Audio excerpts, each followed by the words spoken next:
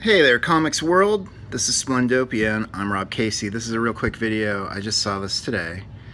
G.I. Joe homage on My Little Pony, Friendship is Magic, 2018 Christmas special.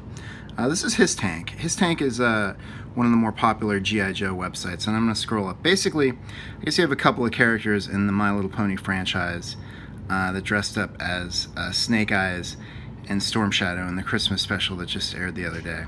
I'm going to kind of scroll down so you can get a sense of this.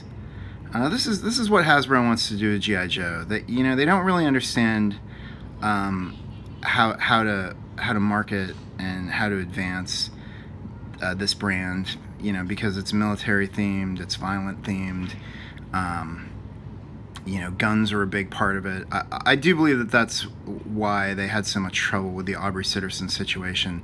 I think they were really trying to go with somebody who had more progressive politics, who didn't like guns, who was going to make it more kid-friendly.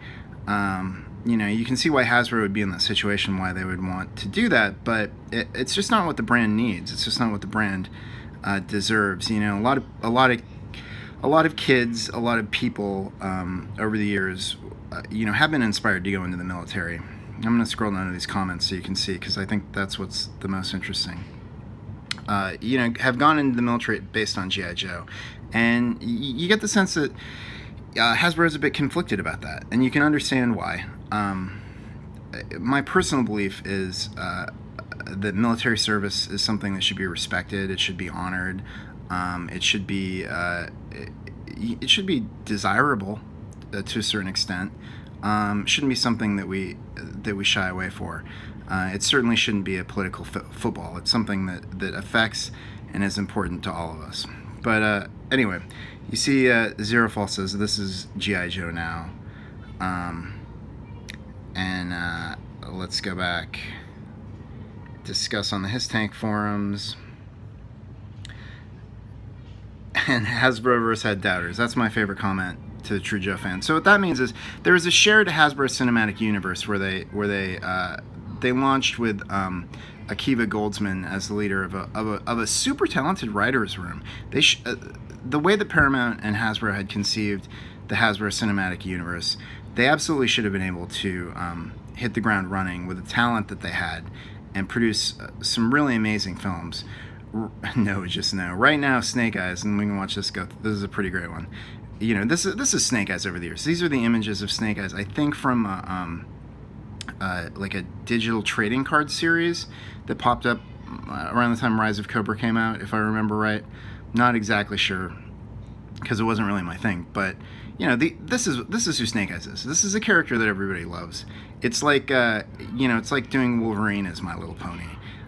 Or even taking Wolverine's cigar away. All those little things that you take away that make the character what they are, that make the character compelling to as wish fulfillment or as fantasy for adolescent or preteen or teenage boys, or even grown-ups. I mean, look, I'm a 40-year-old man. I still love this material. It's still the most fun and interesting for me. As a franchise, we're watching Marvel's Cinematic Universe take the box office, by the neck and basically dominate it. And you can see where Hollywood is in a difficult situation where they're trying to appeal to everybody, but they also don't want their content to be too objectionable. But what we get, more often than not, is My Little Ponies dressed up like popular G.I. Joe characters, because we don't know what to do with the G.I. Joe characters. We don't know how to honor them. We don't know how to make a military sci-fi fantasy for kids. And I think it's a real shame, because we used to know how to do it, and it used to be a big hit. Yeah, see, so what you find on these boards, part of the reason I wanted to look at these comments, I'm a member of these boards. I see what people say all the time. There's just like a real sadness.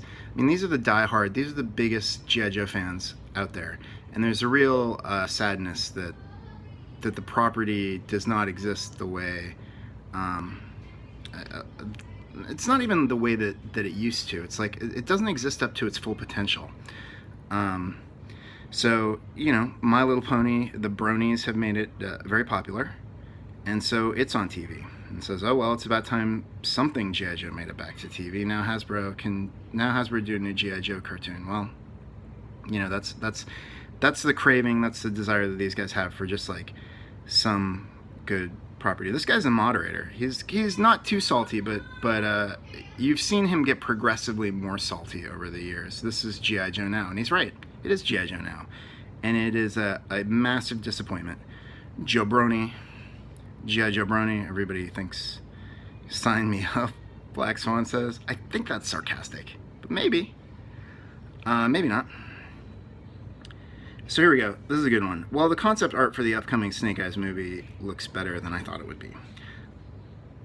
That really sums up, I mean, it's hilarious. It's dryly hilarious, but that really sums up the attitude that a lot of diehard G.I. Joe fans have, which is the expectation that what is done is going to be terrible. And what Hasbro has done, what Paramount has done, they basically like lost all the goodwill of this fan base. This is a massive, serious fan base.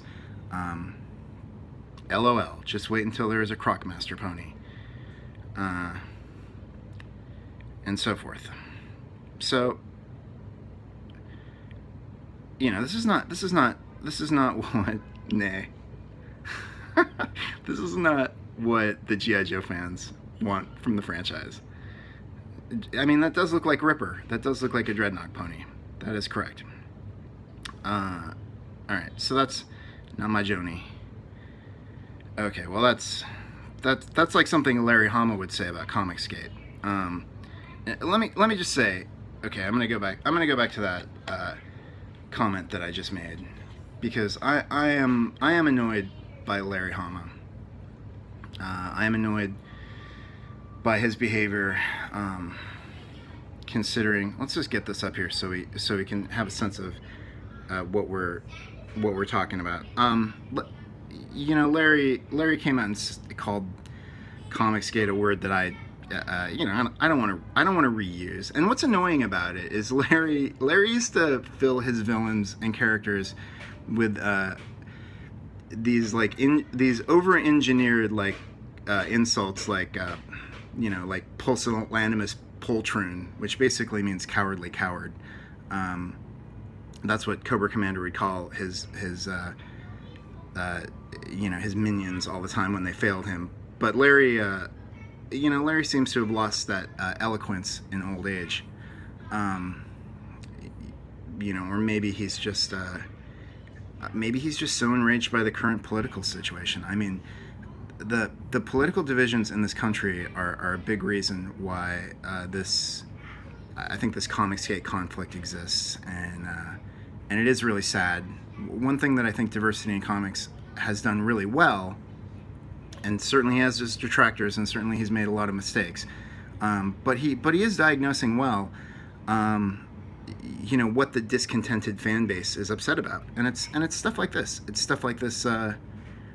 Hasbro not really knowing. I know they feel like this is cute, and they're throwing a bone to G.I. Joe fans, but it's also kind of a slap in the face. And that's how we all see it.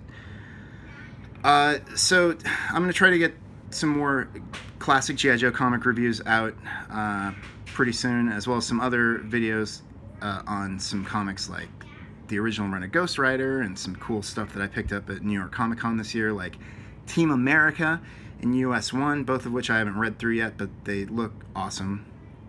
And I'm hoping to get some inspiration from them for my comic book, Cyborg USA. Also, I want to address a couple of mistakes I made on the last videos. There's one thing I said the Joes were headquartered at Staten Island, New Jersey, which I live in New York. I know that that's not what it is. Part of the reason I made that mistake is there are a lot of prints of the G.I. Joe comic book where they say that they're headquartered in Fort Wadsworth, New Jersey. And Fort Wadsworth is it closed in 1994, but it's the oldest, until then it was like the longest serving military base in the United States. It had been open the longest, and but for some reason in some of the G.I. Joe comic books, they have a banner in the top where it says headquartered under the chaplain's assistant school at Fort Wadsworth, New Jersey. And that always stuck in my head, even though it's incorrect. I'm gonna have to find a copy of that to show you where that is. The other thing that I said is I called Colonel Brekov of the October Guard Stormovic, which when I saw it, I was like, of course I know Colonel Brekov, who it is. The October Guard is, the original group is Colonel Brekov Horror Show, which I showed you, Stormovic, Shroggy, and Dana. Dana, who later goes on to become a member of G.I. Joe in the DDP run. She changes her name to, her code name to Volga.